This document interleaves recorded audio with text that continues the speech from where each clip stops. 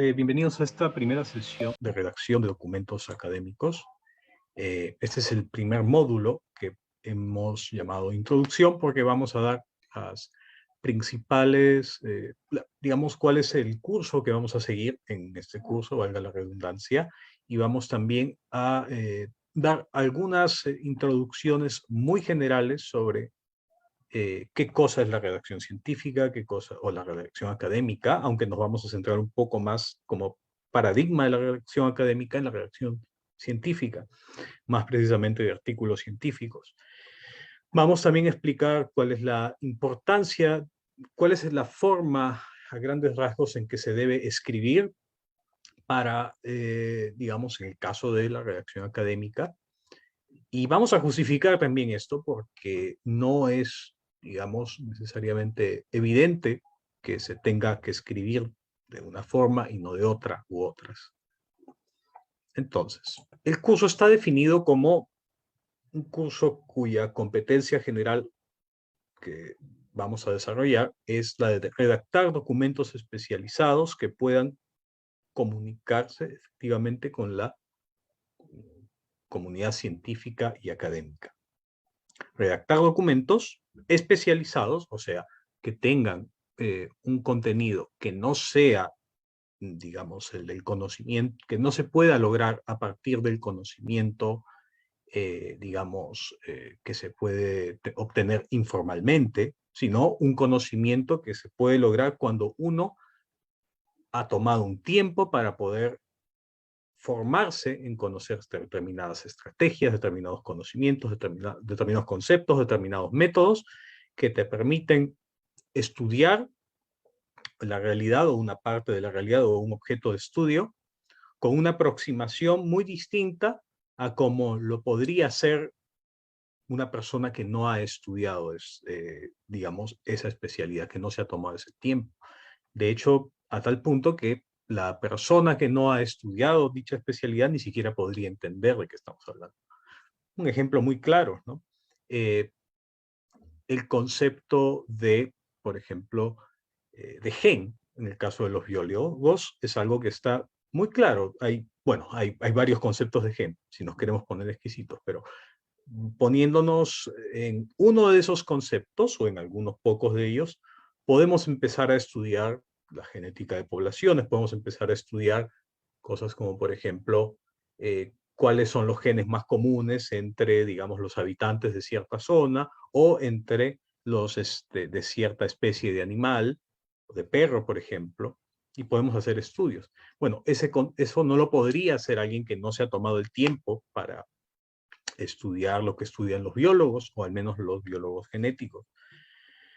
Ni siquiera podían entender de qué se está hablando, qué cosa es un gen para empezar, ¿no? Eso es un concepto relativamente nuevo, no tiene más de 150 años, si no me estoy equivocando.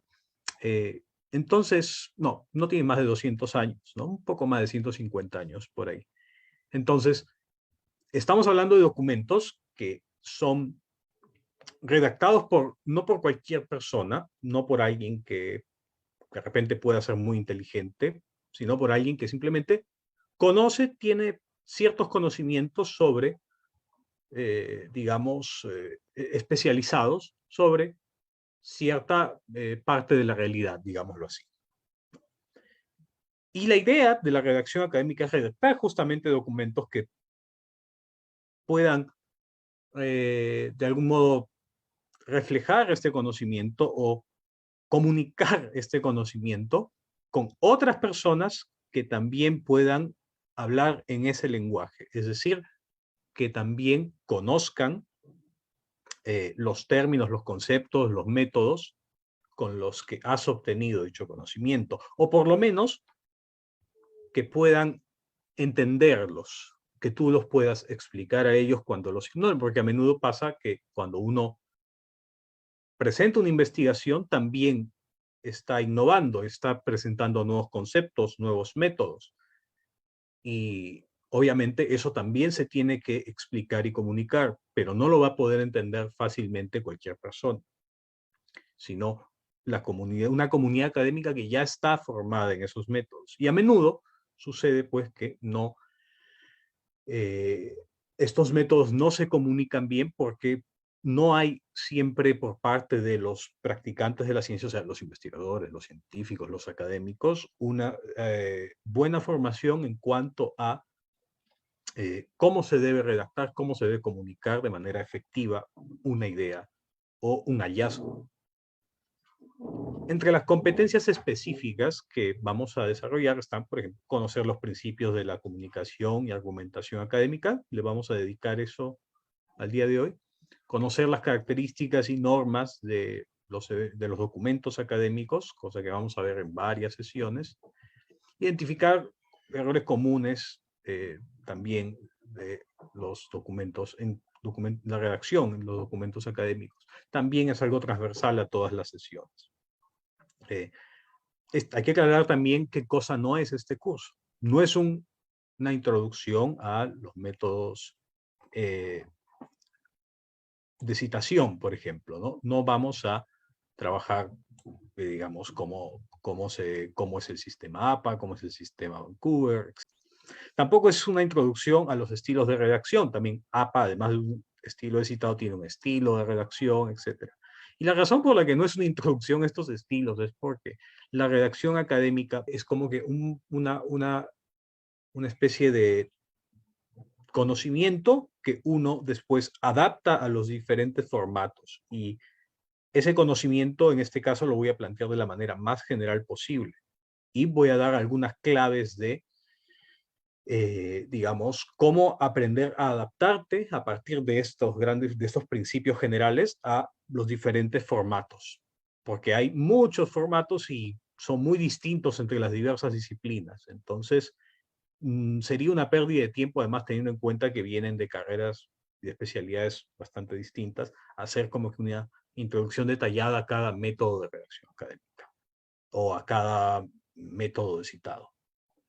Tampoco es una introducción general a la redacción en castellano, porque nos vamos a centrar en los textos académicos y tomando como paradigma además los textos que son los artículos de investigación científicos. Y por supuesto que con científicos no quiero decir ciencias naturales solamente, sino que también lo que voy a hablar hoy día se puede aplicar también, y de hecho me he esforzado por hacer esas aplicaciones, a las ciencias sociales. Y estoy tratando de compartir lo que yo considero los mejores métodos, los mejores principios, perdón, para la redacción académica. Y bueno, tampoco es una introducción a la investigación científica, obviamente que algo de eso se va a ver, sobre todo en la clase de hoy, pero no es una introducción a la investigación científica. La clase de hoy y en la última clase, que es la clase, el último módulo, quiero decir, que va a ser sobre la planificación de la escritura y la publicación de un artículo, en esas dos sesiones vamos a ver algo de qué cosa es la investigación científica, del proceso, pero sobre todo como una base para poder plantear y, digamos, la escritura del artículo antes que, digamos, orientar una investigación en general. Y que además que la investigación científica, por más que uno pueda hablar de manera muy general sobre ella, cuando uno lleva, digamos, cuando uno como investigador lleva esos principios de la investigación científica a la práctica, a menudo no, digamos, no es que no te sirvan, sino que simplemente no los usas de manera directa. Lo que uno usa es las convenciones específicas de la disciplina en la que uno está. Y aun cuando es bueno conocer, digamos, los principios incluso filosóficos de la investigación científica, no necesariamente nos sirven la mayor parte del tiempo. Entonces, no vamos a hablar sobre eso en general. No tiene mucho sentido en este caso. Entonces, vamos a estructurar este curso en 10 módulos. Primero, de introducción, el que estamos haciendo ahora. El segundo, bueno, vamos a hablar de los principios de la argumentación científica y qué cosa es la buena escritura. Es algo que hay que definir, que no es algo trivial, o sea, no es algo que cualquier persona diga, no tiene necesariamente una definición intuitiva, la buena escritura. Bueno, en realidad sí, pero cuando la llevamos después a la práctica, vamos a darnos cuenta de que es mucho más interesante.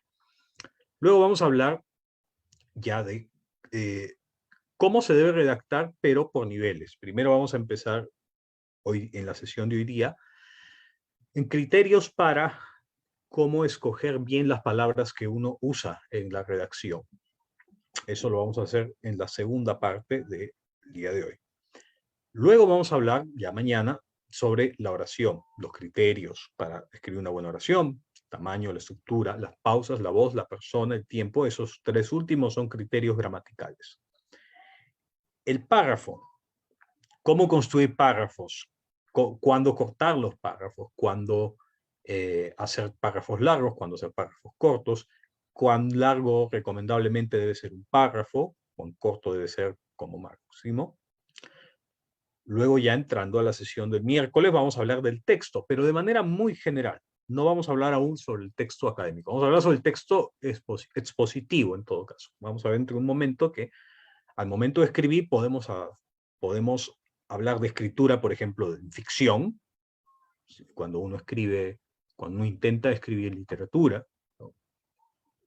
Hay determinadas convenciones o hay determinadas cosas que uno puede hacer que no puede hacer cuando está escribiendo un texto que podríamos llamar expositivo. Voy a explicar en un momento qué significa eso, pero positivo significa básicamente que el fin del texto, el objetivo del texto es comunicar una idea que supuestamente, digamos, debe ser planteada de manera exacta, ¿no? No se quiere comunicar una idea sin ambigüedades. Cambio en la ficción, lo único que queremos es, si se quiere, en términos un poco, no necesariamente los más adecuados, pero entretener, ¿no? No es solamente entretener, pero en algunos casos es más que eso, pero podríamos, para efectos del curso que estamos haciendo ahorita, decir que la ficción tiene como fin normalmente el entretener a las personas. Entonces, si uno es ambiguo por momentos, si uno no da el mensaje claramente, si hay algo que no se entiende por ahí, no es problema, porque si finalmente el producto que tú estás leyendo, que es una obra literaria en ese caso, te está entreteniendo o te está provocando un placer más elevado, si se quiere, entonces el texto está cumpliendo su función. Pero un texto expositivo, por más que sea, tenga la calidad de la pluma de Borges, por ejemplo, o de cualquier escritor de literatura que haya ganado el premio Nobel o que no lo haya ganado, pero que sea muy bueno, pues no interesa que tenga esa pluma si es que no transmite el mensaje que uno está tratando de buscar y recibir. Bueno, luego ese mismo día vamos a hacer la sesión sobre el citado, pero basándonos más que en los paradigmas del citado, tratando de ver por qué es importante el citado y tiene que ver con la honestidad intelectual, con el manejo de fuentes y cómo y en qué casos se debe citar una fuente y cómo se debe manejar la diferencia entre cita textual y paráfrasis, cosa que a menudo no se hace en la comunicación académica, la paráfrasis. Las citas textuales son muy comunes en las ciencias sociales, pero son muy poco recomendadas, deberían usarse mucho menos de lo que se usan, pero vamos a hablar de eso. No es que estén prohibidas, no es que estén mal ni siquiera, simplemente hay que evitar el abuso. Y el tipo de plagio, ¿no?, que puede haber, por ejemplo, el autoplagio, que vamos a hablar, que no es necesariamente un término que considero apropiado, pero de todas maneras es una forma es una convención en la academia que uno no puede simplemente copiar lo que ha publicado antes en un artículo sin acreditarlo, ¿no? Y vamos a explicar por qué. Hay excepciones para eso, pero bueno. Luego vamos a hablar de quizá la lección más importante o el módulo más importante el día jueves, que es el formato IMRID, que yo le pongo ahí entre paréntesis el A y el T porque esos dos agregados digamos, le dan una mayor completitud a dicho esquema. Vamos a ver qué cosa se trata. Es un esquema muy utilizado en la investigación académica y en la investigación científica sobre todo, y sirve principalmente para dos tipos de documentos. El artículo científico, que sobre todo es una comunicación que propone hallazgos y que discute la significancia de esos hallazgos para el conocimiento de la disciplina. Y también para las tesis, cuando las tesis están orientadas también en el sentido de hacer una investigación que incluye un estudio empírico y que plantea hallazgos. Y que bueno, el formato incluye, voy a obviar algunos elementos que están escritos aquí, solamente me voy a mencionar los que están en las siglas. La IB es por introducción, donde se plantea, vamos a hablar también un poquito de eso en un rato. Los antecedentes de la investigación, el marco teórico o la teoría, o el marco conceptual incluso podría ser. Luego los métodos y los materiales con que se han hecho ese estudio, los resultados inmediatos del estudio, o sea, los datos, si se quiere, y luego la discusión, que es el momento en el que, digamos, se argumenta cuál es la relevancia de estos hallazgos para el conocimiento. Luego vamos a hablar ya en la sesión siguiente, en el módulo siguiente, de los tipos de texto académico. Vamos a tratar de aterrizar esto del formato IA, TM, RIB a, digamos, en qué tipos de texto se usa. Vamos a hablar de las tesis, los artículos, pero también vamos a hablar brevemente de, o quizás no tan brevemente, según también lo que las preguntas digan, de las notas de difusión, de notas de revisión, quizá también un poco sobre los libros, ¿no? Luego, el último día, el viernes, vamos a hablar al comienzo de, vamos a hacer como que una síntesis de todo lo que hemos visto.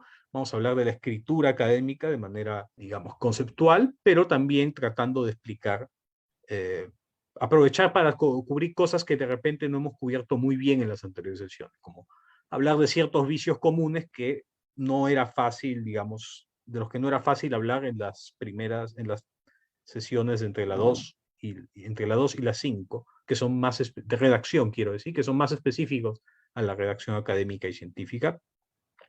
Vamos a hablar de los tecnicismos un poco más quizá, de las abreviaciones, y también vamos a hablar un poco de escribir en otros idiomas, ¿no? Muy a grandes rasgos. Por ejemplo, en inglés, que es el idioma de la comunicación científica, en la mayor parte de los casos. Y luego último, vamos a hablar de la planificación. Vamos a relacionar cómo se planifica la escritura de un trabajo académico en correlación con las fases de la investigación. Vamos a hablar de planificar la escritura de un artículo. Bueno, dónde publicarlo, cómo se acepta un manuscrito, todo ese proceso lo vamos a decir de manera muy sintética. Aunque sí, tiene que ser muy sintético porque los detalles en realidad dependen de las diversas disciplinas. Y bueno, dicho eso, bueno, les digo un poco qué cosa soy yo. Soy bachiller en antropología y magíster en epistemología, que es, en este caso podríamos decir que es la filosofía de la ciencia. Pero trabajo también como corrector de estilo y traductor de textos académicos en castellano, inglés y en algunas otras lenguas también. Si me quieren contactar para ese propósito, ahí está mi correo, luis.bartolo.traductor@gmail.